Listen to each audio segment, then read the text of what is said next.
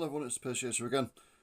Welcome to another model review video, and this time we've got the Rietze Auto Model 187 scale Neoplan Skyliner.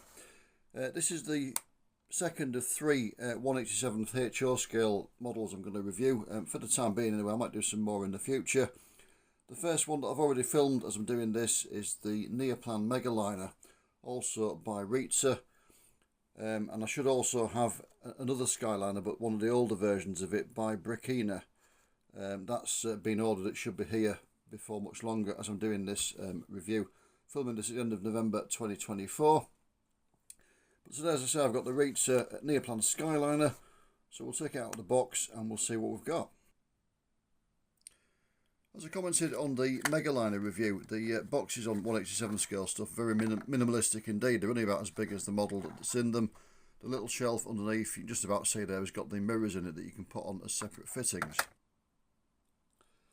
So there it is, we've got the model in the livery of Ernesti, a German company. So I'll just quickly run through the history of Rietze. I went through them in the Megaliner review I did as well, but I'll just do it again. Rietze were founded in 1970 as an assembler of model kits. In 1983 they diversified into doing their own ready-to-run vehicles with a range of 187th HO scale cars, mainly of Japanese prototypes at the time. And then in 1988 they introduced the first bus into the range, the Neoplan Skyliner. And at some point, I don't know exactly when, but shortly after that they introduced the Skyliner. The styling of it is the styling that was done on the rail vehicle between the mid-80s and the mid-90s. The ones before that had a grille and some rectangular headlights, and after that they raked the front back at a much more severe angle. So this styling is from, as I say, the mid-80s to the mid-90s. I've had a thing about Neoplan double-deck coaches since I was about 11. I got a book about Stagecoach. At that point, the history of Stagecoach up to then, and it had some pictures of their Neoplan Skyliners that used to run between London and Scotland, and I thought they were magnificent looking vehicles. I'm not sure if I'd ever actually seen one in real life. I probably had done, but where I lived in Hull they didn't have them. Good News Travels had some MCW Metroliners, as did the local National Bus Company operator East Yorkshire, and you also got various, I think there were Van Hool double deckers working through with Siesta Holidays International, or Siesta Holidays, whatever they were called, which sounded really exotic, but I was a bit gutted to find we're based in Middlesbrough. They used to work through on the way to and from the south of France and Spain, but I'm not sure I'd ever seen a Skyliner in real life, and I just thought, when I saw the pictures in the book, I thought they looked really impressive, and I've liked them ever since. So the Skyliner was introduced by Neoplan, formerly known as Alverta Neoplan. They dropped the Alverta at some point because non-German speakers found it difficult to say. But the Skyliner was introduced in 1967. They look different to this one. The Güglingen model that I've got coming is of the original style. So if you watch that review, you'll see that one. I'll put the link in the description to this video, so that review when I've done it. And also put the link into the review of the Megaliner as well. As a Skyliner introduced in 1967. Nowadays they have MAN engines. They had a variety of engines in days gone by. Some of the British ones had Gardner engines fitted to them, I believe. It was a 14 metre long 3-axle double decker built to the European height of 13'1".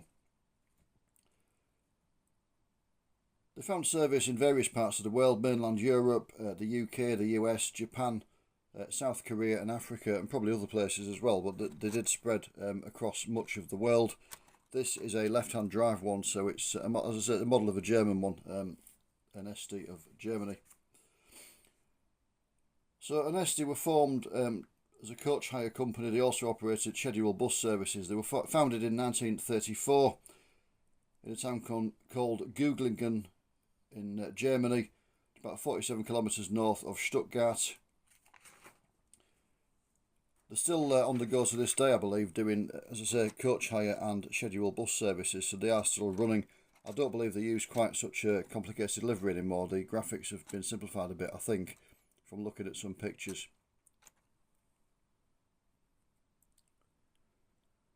So we'll have a look around the model in the normal way, and we'll start as always with the front. The shape of the front is very good. The window is the right size and shape, and the rake back is at the correct angle as well.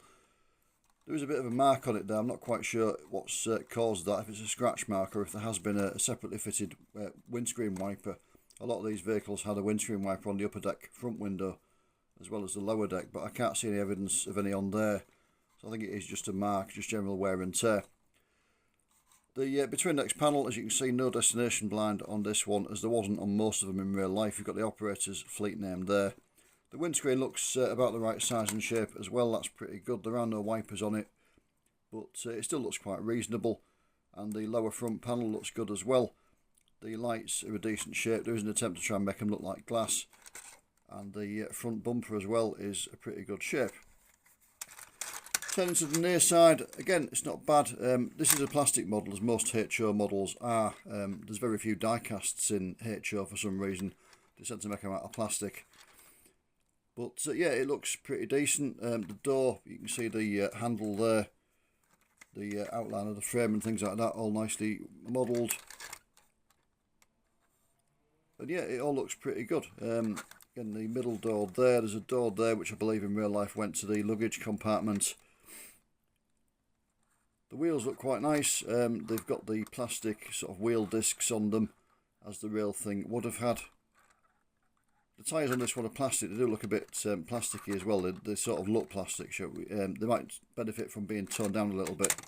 A little bit of matte black paint perhaps, something like that. But the general impression of the shape and size, the shape of the windows and things is very well done indeed.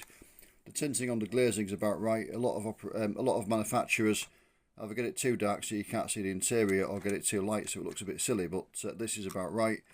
It's the correct level of darkness and you can see the interior through it, so that's alright. There's not much to complain about there. Go around to the back and it does capture the somewhat squat look of the real thing, as I commented on the Megaliner as well. European regulations meant they couldn't be as high as British double-deckers would normally be. So as I said, they were 13'1" in real life. And they did look a little bit squat, which they kind of do, but again, the shape is good, the size is good. You've got the grills there, the ventilation grills for the engine, little recess for the registration plate. You've got the Neoplan name there, moulded, picked out. It would benefit from being picked over in a different colour. And again, there's an attempt to make the lights look like they are glass. They look pretty decent, as does the rear bumper.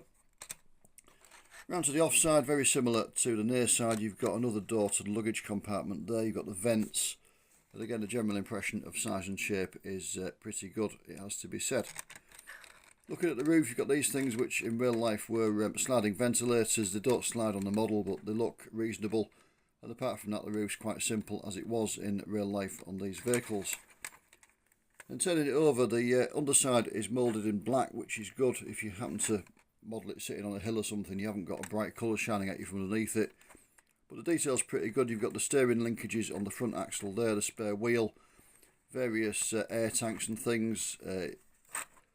You've got the transmission going to the axle there, and you've got the steering linkage on that axle as well. The back wheel set would steer as well on these buses.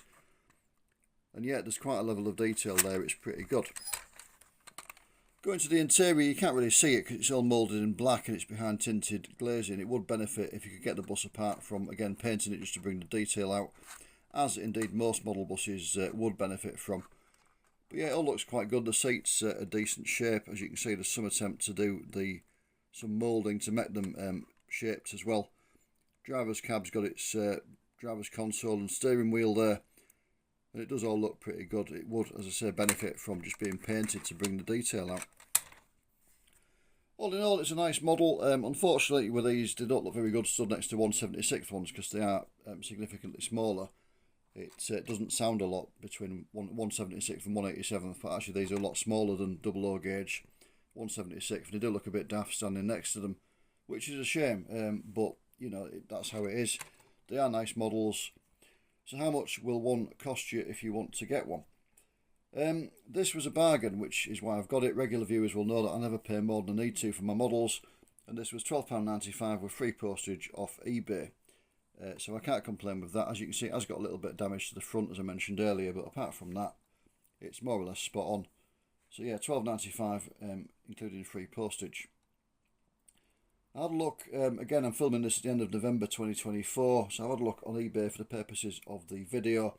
The cheapest Skyliner I could find, the Rietze Skyliner, was $15.99 plus $3.95 postage and packing, so $19.94 all in. And the most expensive was $41.99 plus $3.95 postage, so $45.94 all in. So again, you're looking somewhere between 20 quid and 45 quid. If you're very lucky, you might find one cheaper than £20 somewhere, you know, if you found one on offer. Just for a bit of balance, I had a quick look at other places on the internet and found one at Model Car World for $31.68 plus $8.31 postage and packing, which seems extortionate. I'm not quite sure where they're based, but $8.31 for postage and packing seems a lot. $39.99 all in. They weren't necessarily in Ernesti livery, they were in various liveries, the ones I looked at. I didn't see any more of the Ernesti ones, I don't think, but yeah. So as I say, that's what you're looking at, somewhere between sort of £20 and £45. If you're lucky, cheaper than 20. But yeah, if you like double-deck coaches, if you obviously model in HO, if you want a double-deck coach for your display case, then it's certainly worth having. It does, as I say, I've always liked Neoplan double-deck coaches, so this ticks a box for me. And it is a pretty good model, and I would say I recommend it. So yeah, thank you for watching as always, take care, and I will see you soon. Bye for now.